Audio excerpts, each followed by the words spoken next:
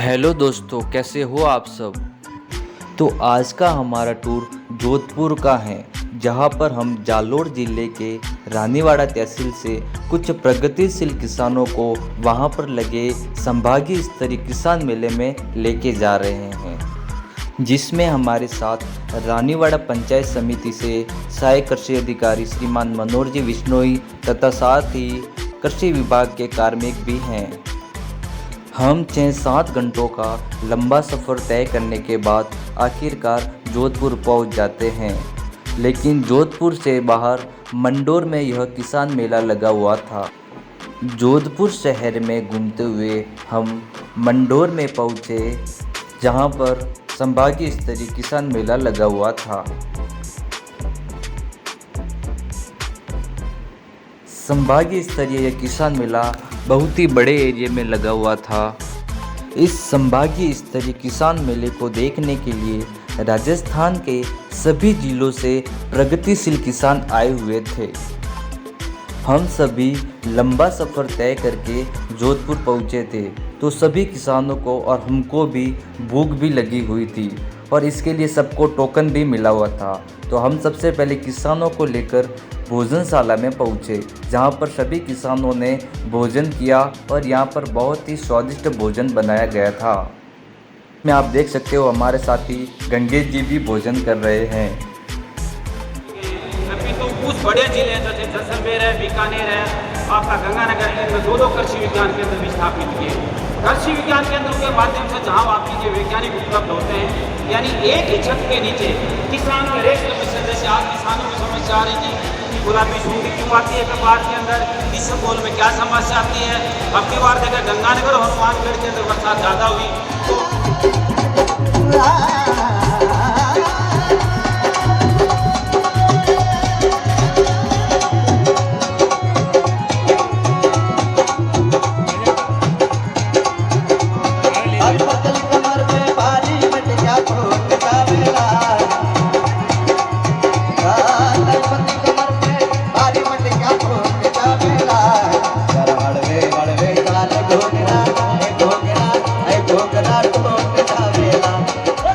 बड़े बड़े वैज्ञानिकों के द्वारा किसानों को कृषि विभाग की अनेक जानकारियाँ दी गई तथा किसानों के मनोरंजन के लिए अनेक कलाकार आए हुए थे, जिन्होंने इन सब का मनोरंजन किया।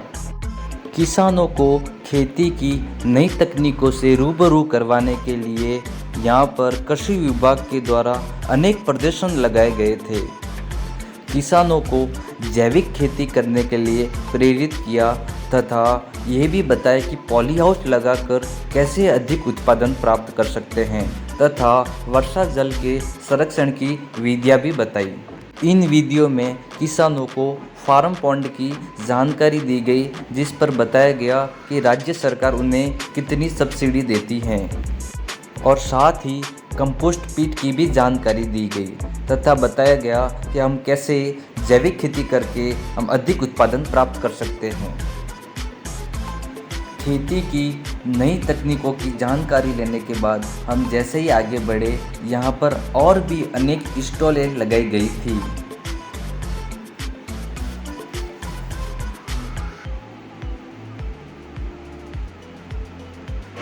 इन सभी स्टॉलों में खाद्य प्रसंस्करण यानी एग्रो प्रोडक्ट्स के बारे में भी बताया गया था, जहाँ पर किसानों को जानकारी मिली कि हम घर पर ही कैसे खाद्य प्रसंस्करण कर प्रोडक्ट तैयार करके आमदनी को अधिक कर सकते हैं। इसके अलावा यहाँ पर अनेक प्राइवेट कंपनियों के द्वारा भी स्टॉलें लगाई गई थी। यहाँ पर किसानों को फसलों की नई जानकारी के बारे में बताया गया तथा साथ ही उनके द्वारा इंसेक्टिसाइड, हर्बिसाइड, वीडिसाइड इत्यादि के बारे में बताया गया तथा इसके साथ ही राजस्थान के अनुसंधान संस्थानों के द्वारा भी प्रदर्शन लगाए गए, जहां पे किसानों को अनेक जानकारियां मिली। ये सब देखने के बाद हम गए पशुधन प्रदर्शनी को देखने के लिए, जहां पर ऊंट, घोड़े, बकरी, भैंसे, गाय सभी प्रकार के पशु लाए गए थे। यहाँ पर राजस्थान के सर्वश्रेष्ठ पशुओं को लाया गया था, जिन्हें प्रदर्शनी में रखा और किसानों को इनसे रूबरू कराया। इस प्रदर्शनी में अलग अलग नस्ल की गाय, भैंस, भेड़, बकरी, ऊंट, घोड़े लाए गए थे।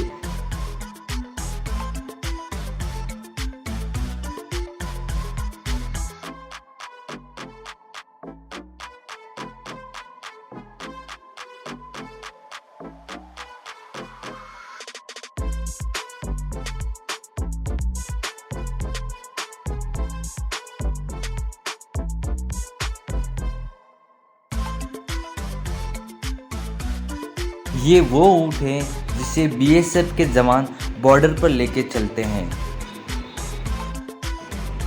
और ये है नाचना का ऊँट, जो कि बीकानेर का प्रसिद्ध है।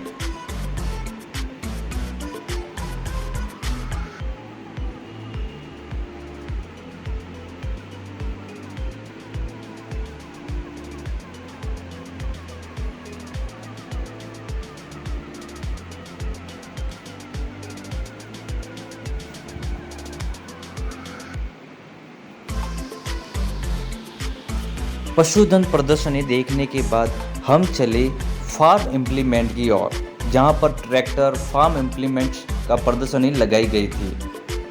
खेतों में काम आने वाले ट्रैक्टर चलित सभी प्रकार के यहाँ पर इम्प्लीमेंट्स रखे गए थे, जिसे किसान देख रहे थे और इनको इन फार्म इम्प्लीमेंट्स की पूरी तरह जानकारी दी गई थी तथा इन फार्म इम्प्लीमेंट्स पर राजस्थान सरकार द्वारा मिलने वाली सब्सिडी की भी जानकारी दी गई।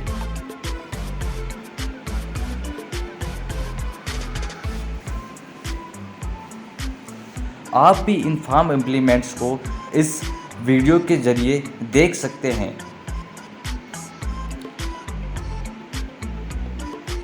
और अधिक जानकारी के लिए आप इस कमेंट बॉक्स में कमेंट कर दीजिएगा।